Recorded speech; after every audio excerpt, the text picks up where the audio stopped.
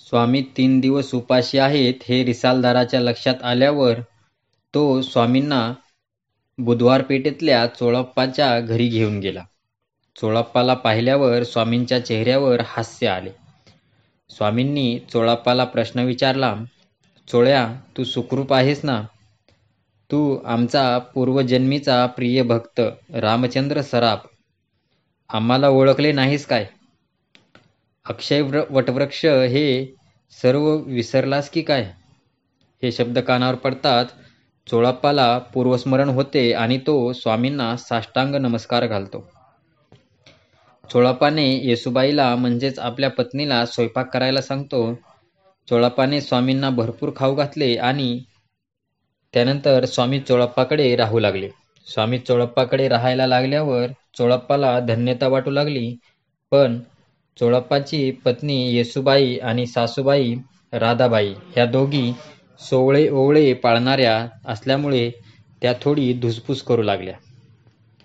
चोळप्पा हा स्वामीनिष्ठ असल्यामुळे त्याची स्वामीवर निस्सीम भक्ती होती. स्वामींनी अनेक प्रकारे त्याच्या मंडळींना त्रास देऊन परीक्षा पाहिली, पण चोळप्पाला त्याबद्दल काहीही वाटले नाही. चोळप्पांची आर्थिक परिस्थिती साधारण असल्यामुळे घरातली भांडी विकून चरितार्थ चालवण्याची वेळ आली, पण त्यांनी स्वामींच्या सेवेत जराही खंड पडू दिला नाही.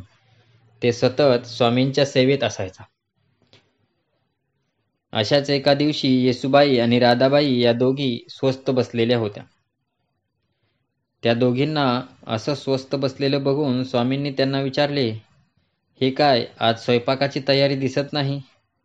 तेव्हा येसूबाई स्वामींना उत्तर देत विचारतात, स्वामी, घरात जळणं आणि सामुग्री यातलं काहीच नाही, मग स्वयंपाक कसा करू आणि कशाचा करू? हे ऐकल्यावर स्वामी बोलले, आधी स्वयंपाकघरात जा आणि अन्नाने भरलेली पात्र घेऊन ये.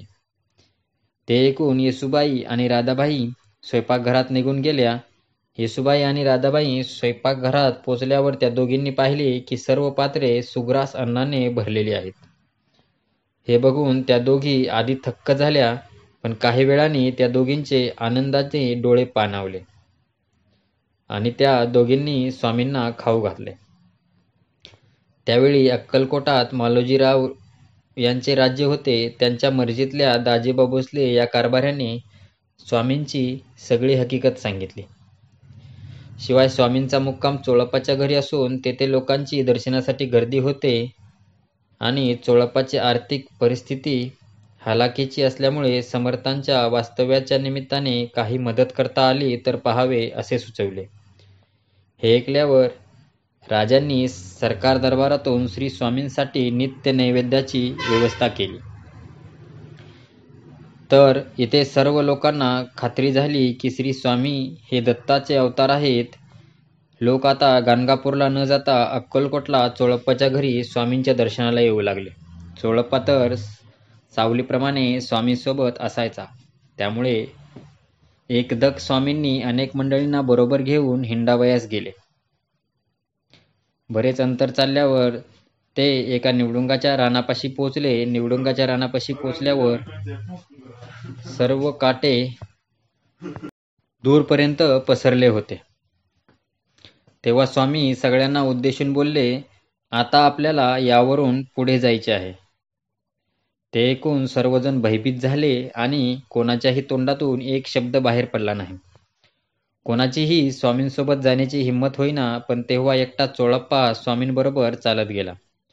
दोघेही अनवाणी काट्यावरून चालत होते, पण दोघांच्याही पायाला काट्यांचा स्पर्श झाला नाही.